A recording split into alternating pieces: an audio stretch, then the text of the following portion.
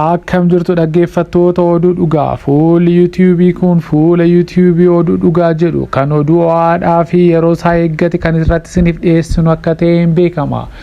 Namoonni fuula YouTube kana like, share, subscribe gootan namoota biraa bukkee akka godhaafis ammas likeidhaaf share gochuu hin dagatina. Namoonni fuula YouTube kana haaraa taatanis subscribe gochuu hin dagatina. Oduu guyyaa har'aa qabanne keessatti Itoophiyaa fi waboo gidduutti haasaan deemaa jiru homtuu hin jiru jedhanii kana kan dubbatanii durataa abaa'oo waboo kan ta'anidha. Ministeerri muummee Abiy Ahmed riifoormii maammata dinagdee biyyattiin torban kana hojiirra oolchuu eegalee ilaalchisa ibsa tibbana laataniin mootummaan hidhattoota Oromiyaa fi Amaara keessa socho'anii waliin itti fufiinsaan marii geggeessaa jiraachuu dubbatee turani.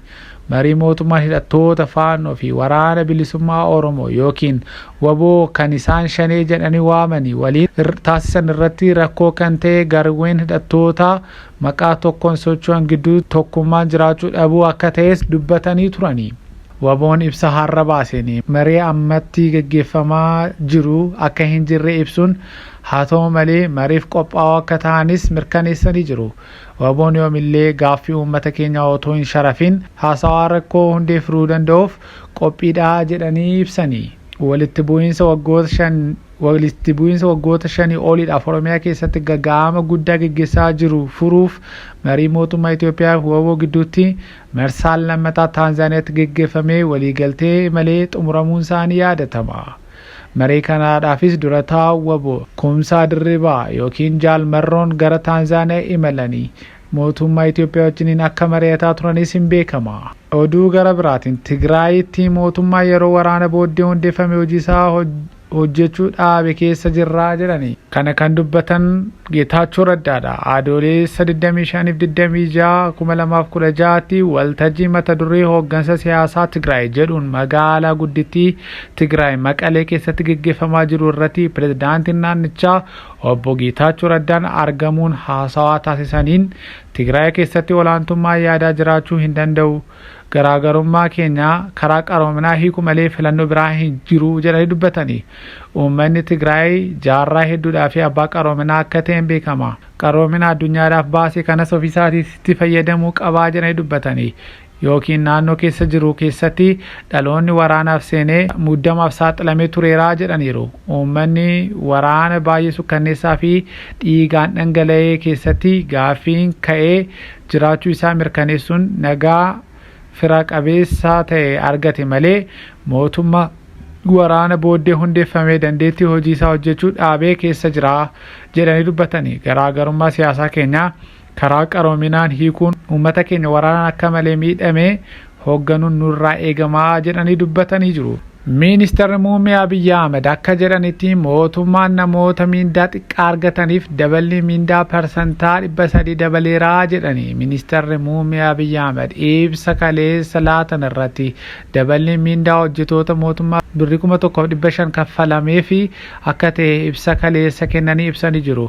Ministeerri muummee Abiy akka ibsanitti mootummaan daballi miindaa kanaa fi birrii biiliyoona 90 ramaduusaas gamanumaan eeranii jiru. Koorri miseensa abaa Ameerikaa kaabaa kaleessa irbaata waboon eegalamee guyyaa har'aa marii miseensotaa fi jaarmiyaa siyaasaa alaa jiraniin itti fufee jiraachuu isaa abaa'oon dubbatee jira.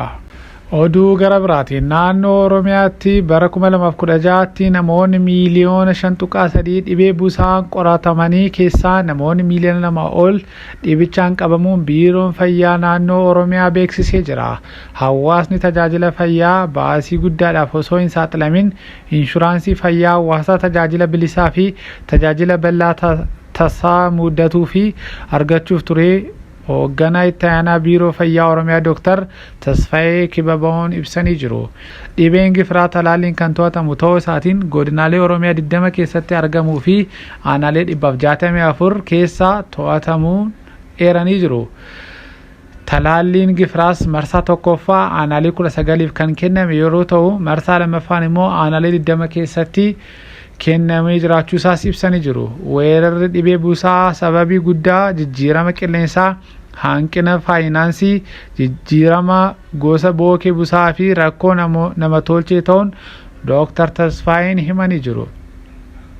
Dr. Tasfaayeen itti dabalanis dhibicha to'achuudhaa fi keemikaala farra bookee busaa bifamuu fi agoobara miiliyoona 12 waggoota 3 darban raabsuun gabaafamee jira. Ministeerri muummee Itoophiyaa Abiyyi Ahmed imaammata dinagdee haaraa hojiirra oolchan ilaalchisee ibsa bal'aa kennanii jiru. Muummichi ministeeraa kan isaan dubbatanii haaromsi kun barbaachisaa waan ta'eef malee Ministeerri muummee Dr. Abiyyi akka dubbatanitti haaromsi kun barbaachisaa waan ta'eef malee hadhaadha jedhaniiru. Hojjetaan mootummaa miindaa xiqqaa argatuu fi miindaa argataa ture irratti parsantii 300 daballee kun argamee hin beekuu jedhani. Warra miindaa ji'aa birrii 25,000 ol argatanii amma yeroof nuuf tura jedhanii dubbataniiru. Haaromsi kun warra kontiroobaandii hojjetan miidha. Gatiin doolaara gabaa gurraachaa fi baankii yeroo wal fakkaatu gabaa irratti daldala kan gaggeessan hin qabanii jedhe. Dabalataa miindaadhaa fi baajata dabalataa birrii biiliyoona 90 akka isaan gaafatus himanii jiru. Daballi miindaa hojjetoota mootummaa yeroo dhiyootti akka raggaasifamus ministeerri maallaqaa obbo Ahmed Shideenis itti dabalanii ibsanii jiru. Hojjetaa miindaa xiqqaa argatu miindaa fooyya'aa akka argatuuf daballiin taasifamee jira jedhani. Bal'inni isaas yeroo dhiyootti akka ragga'u beeksisanii jiru.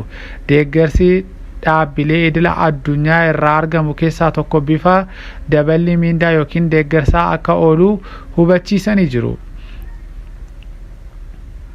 Bulchiinsi baankii biyyoolessa Itoophiyaa obbo Maammoon Miiratuun immoo ibsa kennaniidhaanii bu'uurri seera bulchiinsa sharafa alaa ifoome kun jijjiirama hedduu fidaa jedhanii ibsanii jiru. Sirni baankii biyyaalessa qofaa irratti hirkatee qaawwa gabaa idilaa fi gabaa gurraachaa gidduu jiru bal'isuu dabalatee rakkoolee hedduu kan qabaatu ta'uu eeranii jiru. Kanumaan wal qabatee sharafni biyya alaa gabaan kan murtaa'u ta'uu ibsanii jiru. Obbo Maammoon itti dabalanii akka jedhanitti gatiin maallaqaa gabaan murteessuun seeraan alaa fi malaammaltummaa irraa aanuun al ergii fi investimentii jajjabeessuu keessatti gahee olaanaa kan qabu yeroo ta'u sirna maallaqa tasgabbaa'aa fi fayyaa akka ta'u taasisaa jira jedhaniiru. Adeemsa kana keessatti sirni gabaa rakkoo yoo mudate baankiin biyyaalessaa deebisee gidduu akka seenus eeranii jiru. Dhaggeeffattoota keenya oduun sa'aatii kanaaf isiniif qabanne kan kana fakkaatanidha. Fuula YouTube kanaa like, share, subscribe gochuu hin dagatinaa.